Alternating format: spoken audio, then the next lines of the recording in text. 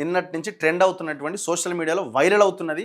దేశంలో పరిస్థితి ఎవరో పెడుతున్నారు కదా, ఏం మారలే దేశం అద్భుతంగా వెలిగింది 10 ఏళ్ళు కానీ, అంతకుముందు 50 ఏళ్ళ పైన, ఇప్పుడు ఈ 10 ఏళ్ళు 10-15 ఏళ్ళు ఎంత వెలుగుతున్న దేశం అంటే, అక్క అస్థిపంజరంతో బ్యాంకుకు పోయిండు, ఆ బాడీని ఇంట్లోనే పెట్టుకున్నాడు. సోదరి చావుకు ఆధారం కోరిన బ్యాంక్ అధికారులట. మాకు ఆధారం కావాలి, ఆధార్ కార్డు ఏది, ఇంకే కార్డు ఏదని అడిగిరట. ఏది మన డెత్ సర్టిఫికేట్ అడిగిరట. చచ్చిపోయింది మా అక్క అంటే, మీకు డెత్ సర్టిఫికేట్ కావాలన్నా అని అక్క బాడీనే బ్యాంకుకు తీసుకుపోయిండు. సమాధి తవ్వి అస్థిపంజరం మోసుకొచ్చిన సోదరుడట. సమాధి దవ్విండట, సమాధి దవ్వి అస్థిపంజరం తీసుకొచ్చిండట, ఇంట్లో పెట్టలే. ఆమె ఖాతా నుంచి 19,300 విత్డ్రాకు వేడుకోలట. అంటే ఆమె అకౌంట్లో డబ్బులు ఉన్నాయట. ఎంత? 19,300 రూపాయల డబ్బులు ఏవో ఉంటే అవి డ్రా చేసుకోవడానికి బ్యాంకుకు పోయిండట. ఇది మా అక్కనే ఏమి ఇవ్వండి అంటే, మరి ఆమె డెత్ సర్టిఫికేట్ ఏదైనా అడిగిరట. అడిగితే ఈ సర్టిఫికేట్ ఏందని చెప్పి ఆ సమాధి దవ్వి ఇక బాడీనే పట్టుకొచ్చిండు. ఇగో ఎక్కడిది? భువనేశ్వర్లో జరిగింది.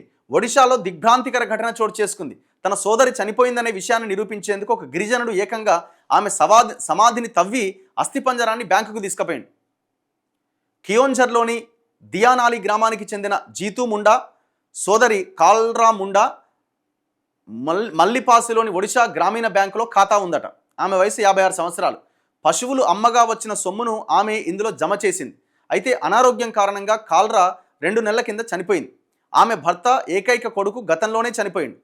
దీంతో ఆమె చనిపోయే ముందు తన బ్యాంకులో ఉన్న 19,300 నువ్వే తీసుకో అంటూ తన సోదరుడు జీతుకి చెప్పింది. ఈ క్రమంలో తన అక్క ఖాతాలో ఉన్న డబ్బులు విత్డ్రా చేసేందుకు జీతు కొన్ని రోజుల క్రితం బ్యాంకుకు పోయింది. అయితే డబ్బులు తీయాలంటే ఖాతాదారు తప్పనిసరిగా హాజరు కావాలని, లేదంటే మరణ ధృవీకరణ పత్రం కానీ, తామే వారసులమని నిరూపించే పత్రాలు కానీ సమర్పించాలని బ్యాంక్ అధికారులకు చెప్పిండట. నిరక్షరాస్యుడైన జీతు బ్యాంకుకు వెళ్ళిన ప్రతిసారి తన వద్ద అలాంటి పత్రాలేమీ లేవని, ఎలాగోలా డబ్బులు ఇప్పించాలని ప్రాధేయపడేవాడు. విసుగు చెందిన బ్యాంక్ అధికారులు కాల్రా ముండా చనిపోయినట్టు ఆధారం కావాలి కదా, అది నిరూపిస్తేనే డబ్బులు ఇస్తామని చెప్పారు. దీంతో జీతు శ్మశాన వాటికకు వెళ్ళి తన అక్క సమాధిని తవ్వి అస్థిపంజరాన్ని బయటకు తీసిండు. దాన్ని భుజాన వేసుకొని 3 కిలోమీటర్లు నడుచుకుంటూ బ్యాంకుకు తీసుకెళ్ళిండు. ఇదిగో మా అక్క అస్థిపంజరం, ఇప్పుడైనా ఆమె చనిపోయినట్లు నమ్ముతారా అని అన్నాడట. దీంతో బ్యాంక్ అధికారులు విస్తుపోయారు. సమాచారం అందిన వెంటనే పోలీసులు బ్యాంకుకు చేరుకున్నారు. పోలీసుల సమక్షంలో అస్థిపంజరాన్ని తిరిగి శ్మశాన వాటికలో ఖననం చేశారు.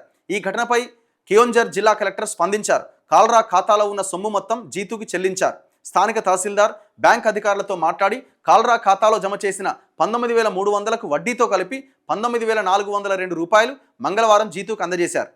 జీతూ ముండాకి జిల్లా యంత్రాంగం కూడా రెడ్ క్రాస్ నిధి నుంచి 30,000 ఇచ్చిందట. నిరక్షరాస్యుడు, ఇప్పుడు బ్యాంకు వాళ్ళు అడగడంలో కూడా తప్పులే. అది ఇప్పుడు ఏదైనా ఒకటి ఉండాలి కదా, నువ్వు ఎవరివి అన్నప్పుడు ఏదో ఒక ఆధారం లేనిది ఇవ్వరు కదా. సో తను ఏం చేయలేని పరిస్థితి, ఎక్కడికి వెళ్ళలేని పరిస్థితి, అసలు ఆ ఆఫీస్ అంటే ఏంది, ఎంఆర్ఓ ఆఫీస్ ఏంది, ఈ సర్టిఫికేట్ ఎట్లా తెస్తారో తెలియని పరిస్థితి. ఏకంగా ఆ శవాన్ని ఎత్తుకొచ్చిండు. సో ఇది సోషల్ మీడియాలో నడుస్తున్నది.